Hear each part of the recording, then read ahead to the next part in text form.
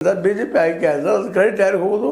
ವಿಜೇಂದ್ರ ಮತ್ತು ಯಡಿಯೂರಪ್ಪನವ್ರಿಗೆ. ಹೀಗಾಗಿ ಅಲ್ಲಿ ಗೆದ್ದರೂ ಲಾಭದ, ಇಲ್ಲಿ ಸೋತರೂ ಲಾಭದ, ಗೆದ್ದರೂ ಲಾಭದ.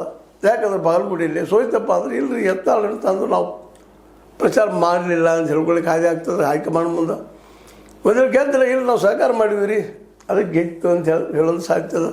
ಹೀಗಾಗಿ ಎರಡೂ ಕ್ಷೇತ್ರಗಳಲ್ಲೇ ಈಗಿನ ಮಟ್ಟಿಗೆ ನೋಡಿದರೆ ಎರಡೂ ಸೋತ್ರನೂ ಯಡಿಯೂರಪ್ಪನವ್ರಿಗೆ ಮೊದಲು ಅನ್ನಿಸ್ತಾ ಇತ್ತು ಎರಡೂ ಸೋತ್ರ ಮನೆಗೆ ಹೋಗ್ಬೋದು ಅಂತ.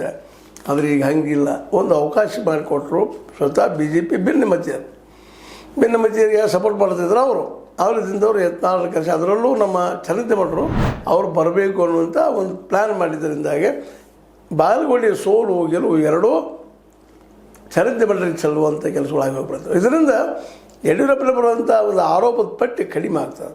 ಇಲ್ಲಿ ನಾವು ಮಾಡ್ತಾ ಇದ್ದೀನಿ, ಅವ್ರು ಕರೆಸಿದ್ರು, ಅದರಿಂದ ದಾವಣಗೆರೆನೂ ಹೋಯಿತು ಅನ್ನುವಂಥದ್ದು ಆಯ್ತದೆ. ಎರಡೂ ಉಳ್ಕೊಳ್ಳಿಕ್ಕೆ ಸಾಧ್ಯ ಇವತ್ತಿನ ಮಟ್ಟಿಗೆ. ಆರಂಭದಲ್ಲಿ ನಾನು ಹೇಳಿದ್ದೀನಿ, ಮಾತನ್ನು ಹಿಂದೆ ಚರ್ಚೆನೂ ಮಾಡಿದ್ದೀನಿ ಅದನ್ನು ವಿಷಯದಲ್ಲ. ಎರಡೂ ಸೂತ್ರ ನಮ್ಮ ಏನಪ್ಪ ಅಂತಂದ್ರೆ ಯಡಿಯೂರಪ್ಪನವ್ರಿಗೆ ಮತ್ತು ಅವ್ರ ಮಗನಿಗೆ ಮನೆಗೆ ಹೋಗುವಂಥದ್ದು ಆಗ್ತದೆ. ಆದರೆ ಇವತ್ತು ಹಂಗಿಲ್ಲ. ಯತ್ನಾಳ್ ಎಂಟ್ರಿಯಿಂದಾಗೆ ಇಲ್ಲೇ ಯಡಿಯೂರಪ್ಪನಿಗೆ ಒಂದು ಅವಕಾಶ ಮತ್ತು 22 ತನಕ